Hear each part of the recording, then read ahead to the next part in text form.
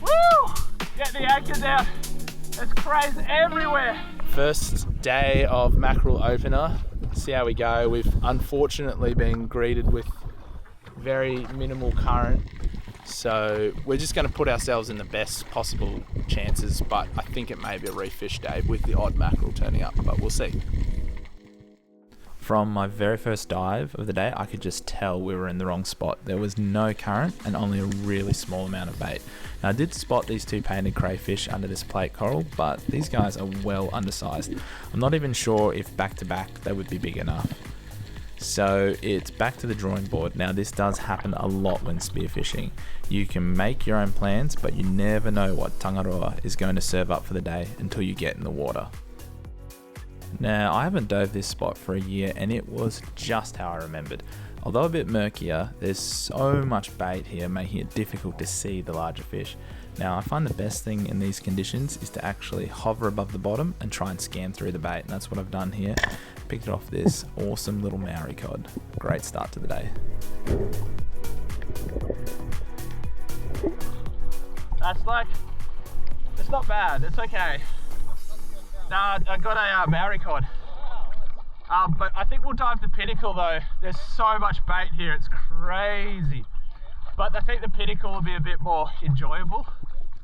Now, how's the difference between these spots? There's only about 1 kilometre between them, but it's night and day in terms of visibility. Now, this is a spot where I've speared some great trout and mackerel in the past, and I swam up to the current edge, but there really was nothing going on. So for my next dive, I focused on a bit of this gnarlier country at the back of the Pinnacle, remembering I had got a few crays here in the past.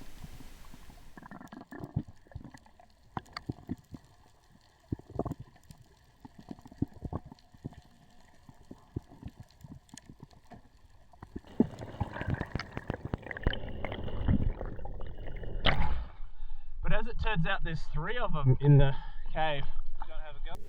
Now, I love a good feed of crays, and they are something we don't get a lot of over summer, so made sure to get a good breathe up on the surface, and I went down to grab some. I don't know why I bothered taking my gun with me, maybe because I shot it and lost a nice trout here a month earlier. Anyways, as you'll see, it was a bad day for me to forget my dive gloves.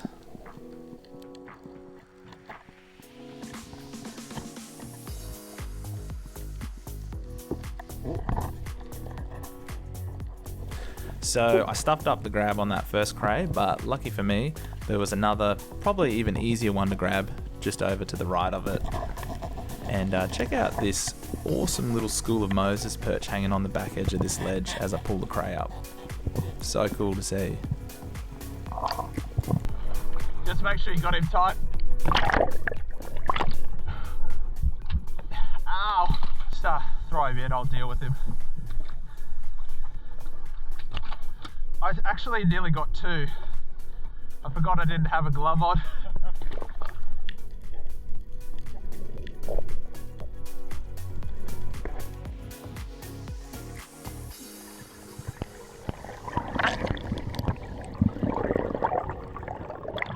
Nice, there you go. Yeah.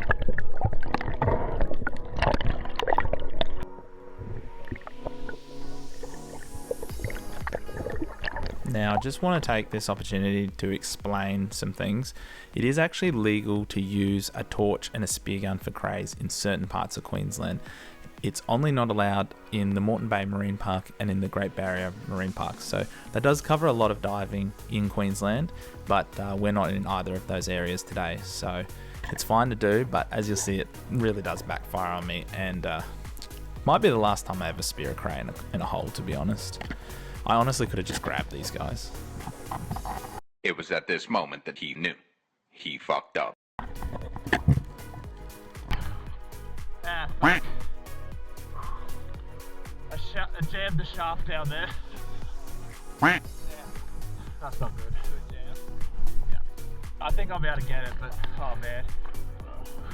So in hindsight, what I should have done is I should have muzzled my rubbers, which you'll see Erdy do later, Anyways, it just means another dive to try and extract this shaft, and luckily I did manage to get it out.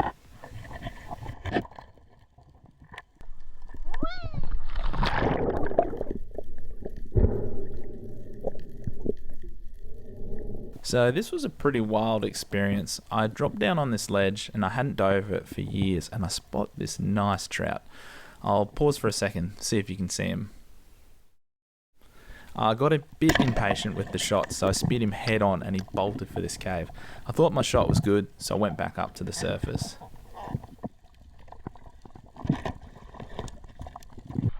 Woo! Get the anchor down. There's crays everywhere. I shot a coral trout too. After a few minutes on the surface, I headed back down with one goal: to extract this trout. And as I headed over the ledge, I couldn't help but notice the rarest crayfish of all, a slipper lobster. And he was just out in the open. This normally never happens. Now, these things are usually docile, but man, they can move when they need to. I managed to get my hands on him and also pull the trout out of the cave.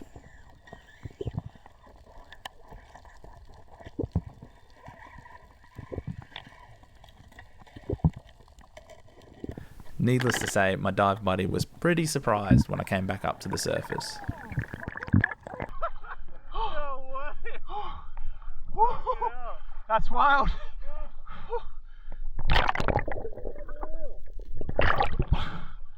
Oh man!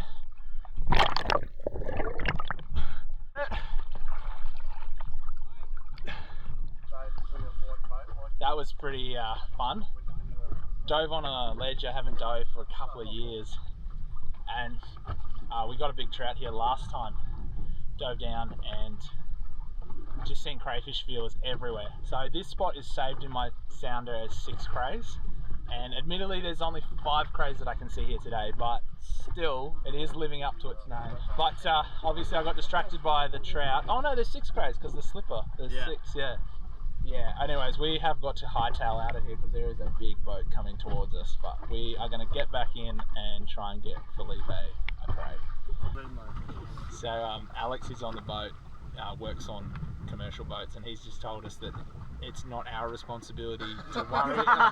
He's just given us the okay to not ever worry about these tankers when they come through. So.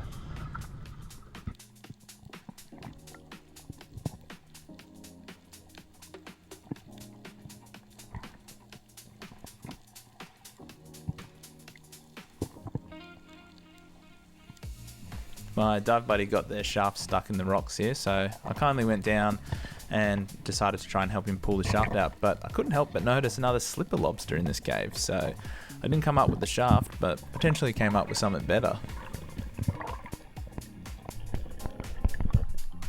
Made sure to use my glove hand that time.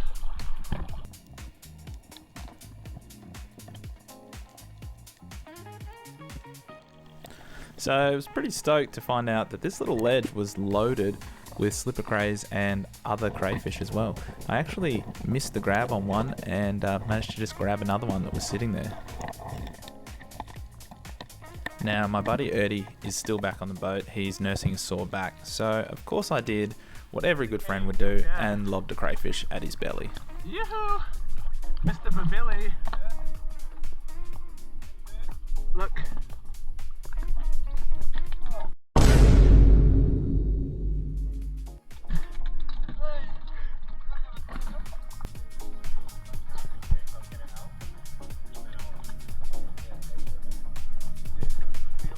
As you can see, the crayfish wake up call clearly worked, and Erdy was back in the water and keen to try and get one for himself.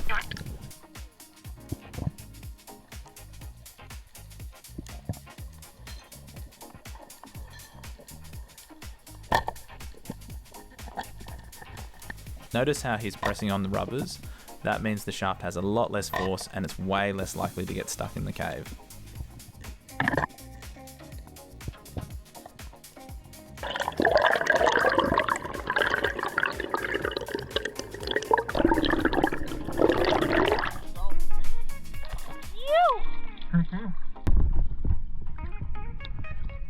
Yeah, boy.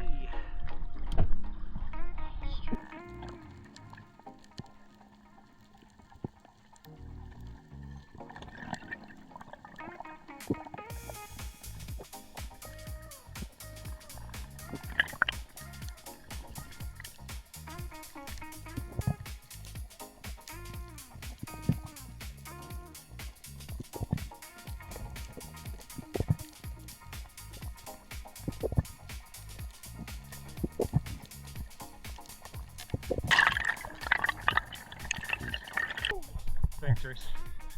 See how well they blend in? Hey. Oh, is that berries? Oh, buggery. Yeah. Oh, well. He's not dead, I can put it back. Yeah, put it back. Should I just let go?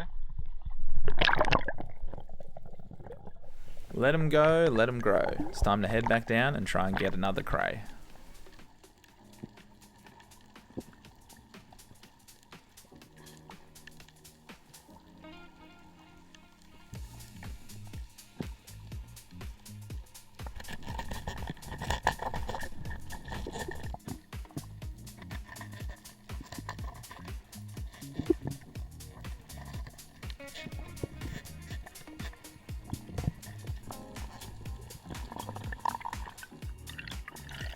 Now what Erdy's doing here is actually brain spiking this cray, and that pretty much just instantly kills it, because it's a pretty slow death in the esky. Oh, my dog died! Very sleepy.